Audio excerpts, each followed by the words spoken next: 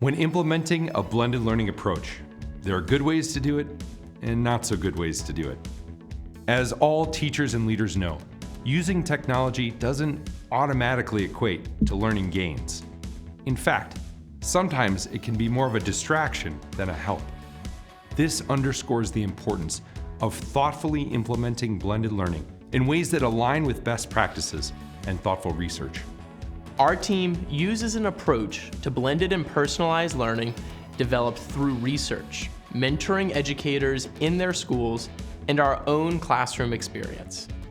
Our approach empowers Catholic school educators to leverage technology and related innovative practices to meet the needs of all learners. So before blended learning, I felt like I knew that there were students in my classroom who had a wide variety of needs.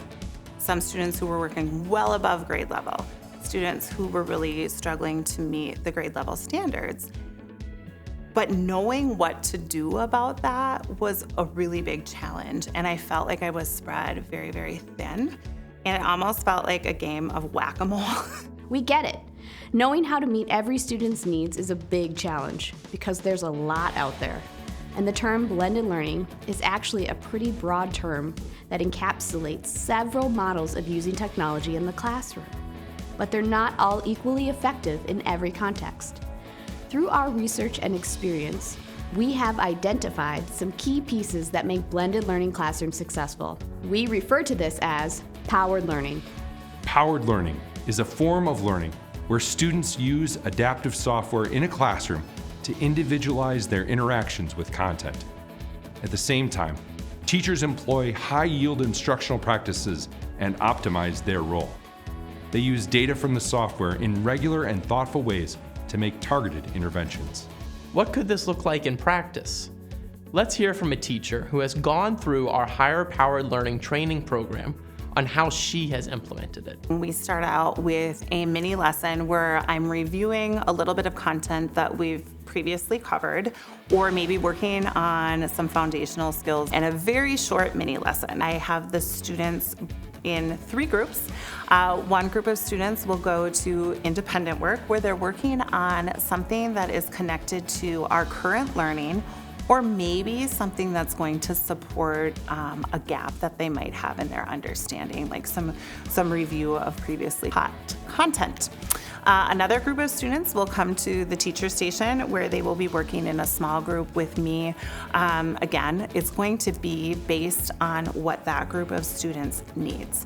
And then there is also a group of students who would be working on their blended learning software. And the idea of that is that that software is adaptable. So it's adapting to the needs of each student in my classroom. I also am able to get data from that software and use the data to make decisions on what particular groups of students might need at the teacher station or what they might need for their independent work. This is a really helpful example of how someone put our principles into practice in her classroom. But this isn't a cookie cutter approach. It might look a little different for your classroom, while still remaining grounded in these essential components. Students use adaptive software to individualize their instruction while giving teachers actionable, helpful, and timely performance data, while teachers use high-yield instructional practices and data from the software in regular and thoughtful ways to make targeted interventions. Research in the field of blended learning is still emerging. We've responded to this in 2 ways. First, educational scholars have extensive research on what effective learning environments look like more generally. We've used the How People Learn framework as a guide to help educators implement powered learning in Catholic school classrooms across the country. Secondly, we're never done learning. We established the HPL network to be an online learning community so we can continue to learn from one another. We invite you to join in this trusted exchange of knowledge. Professional development that is provided through the higher powered learning program is one that allows us, again, sustainability. There are so many fads in education that come and go, And when you look at what sticks, it's when we have support for what we're doing. If you want to continue to learn with us and other HPL Network members, we invite you to join the Higher Powered Learning Network.